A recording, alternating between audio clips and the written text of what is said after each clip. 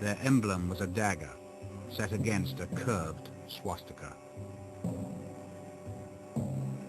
With a membership that included some of Munich's richest and most powerful citizens, the society financed Hitler's German Workers' Party.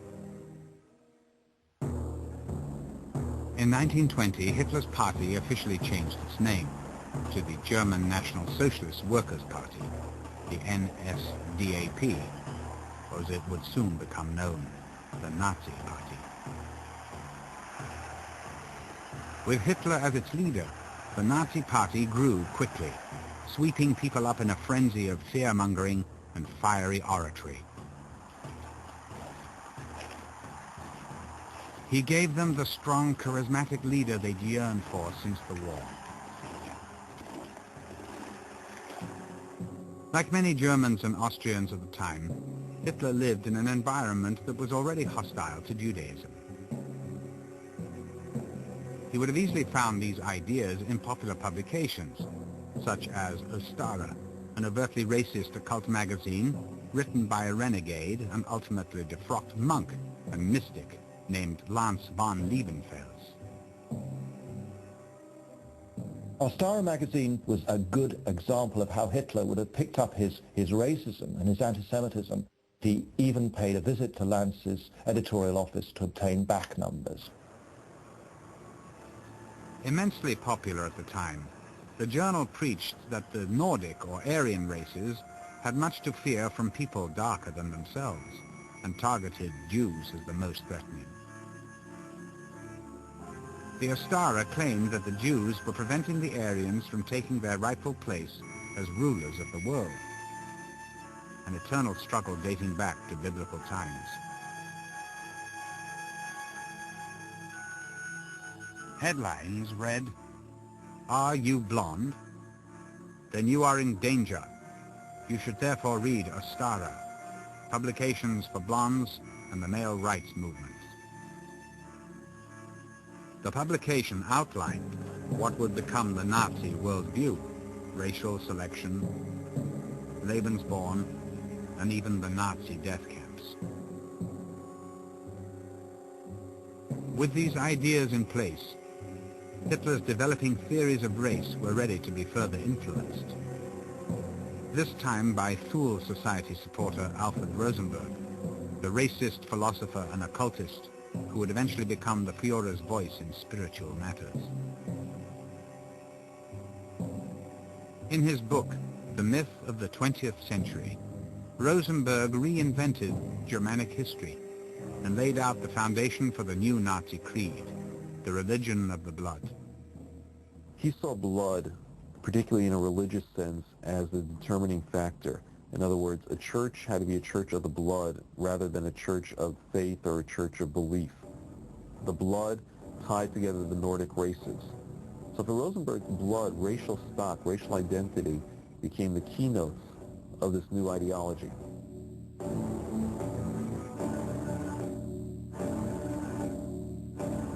Rosenberg preached that the blood of a people carried the soul of the race.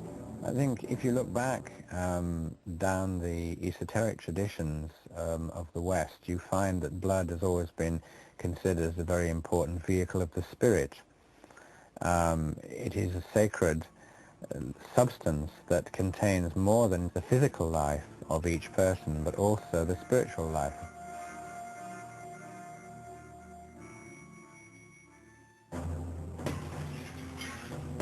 Nordic myth replaced the Christian Bible as the foundation of the new Nazi religion.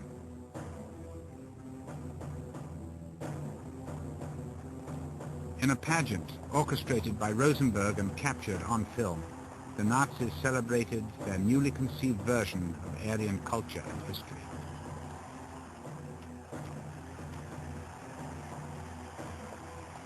Rosenberg wrote, "Today a new mythos is dawning, the mythos of the blood, the belief that the godly essence is to be defended through the blood."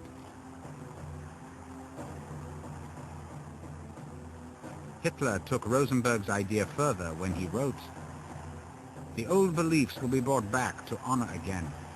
The whole secret knowledge of nature, of the divine, the demonic, we will wash off the Christian veneer and bring out a religion peculiar to our race.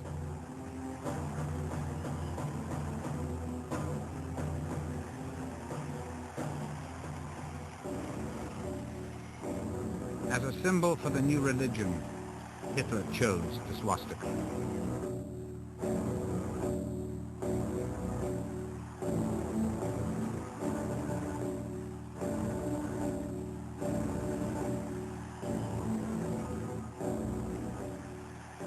The swastika can be found all over the world in many different cultures throughout history. From earliest times, it was the symbol of good luck in China, and to this day it remains a religious emblem in the Hindu and Buddhist faiths. It had been carried by knights on shields as a magical protection, and it had also had connections. It was non-Christian in the overt sense. It represented the hammer of Thor, and of course Thor was the god of thunder and power and so on, a very macho, patriarchal kind of god. Among the Norsemen, the swastika was a reminder of the Arctic sun, worshipped throughout pagan law as a bearer of life and good fortune. For Hitler, the swastika held a different meaning. He wrote, "In the swastika, we see the mission of the struggle for the victory of the Aryan man."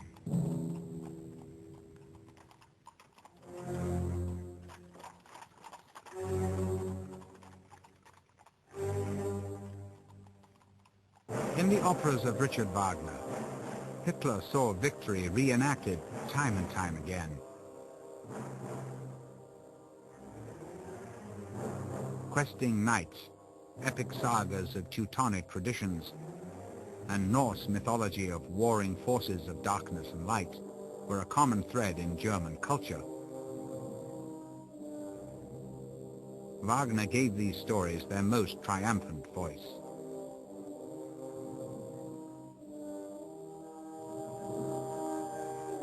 Adolf Hitler was only 12 years old when he saw his first Wagner opera. As an adult, he became an obsessive devotee of the composer.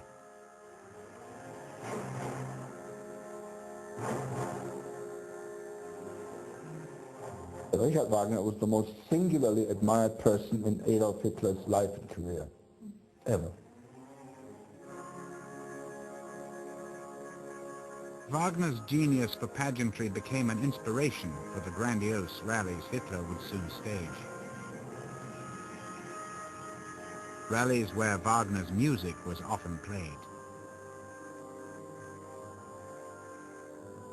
The music absolutely has the effect of a track completely eliminating the intellectual, the critical approach.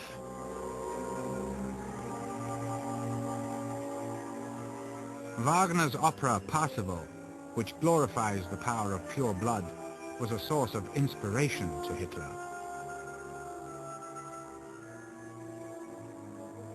It is an epic retelling of the quest for the Holy Grail. According to legend, the Grail was a mystical vessel bearing sacred blood, and it promised unlimited powers to anyone who drank from it.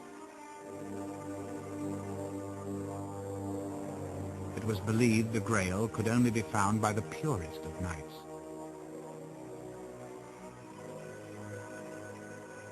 In Parsifal, Wagner brought his own ideology to his story. Parsifal is proclaiming on one side, and this is very important, he proclaims compassion, but only compassion for the Aryan, for the selected one.